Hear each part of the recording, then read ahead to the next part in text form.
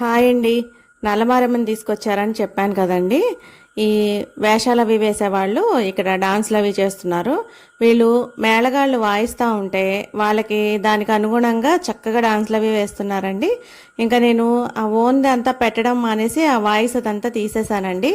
అవన్నీ ఉంటే కాపీరైట్స్ అయితే వస్తున్నాయండి. ఒకసారి సరదాగా పెడదామని చెప్పి పెడితే కోలాటం వేస్తున్నారు ఇక్కడ అందరూ నేర్చుకొని అని చెప్పి పెడితే దానికైతే కాపీరైట్ వచ్చిందండి. ఇంకా వెంటనే డిలీట్ చేసేసాను. అందుకని చెప్పి వాయిస్ ఇస్తున్నాను. ఇదిగోండి చూడండి, అందరూ నల్లమారమ్మకి నీళ్లు వారబోయడానికి బిందెలతో అయితే అందరూ రెడీగా ఉన్నారండి.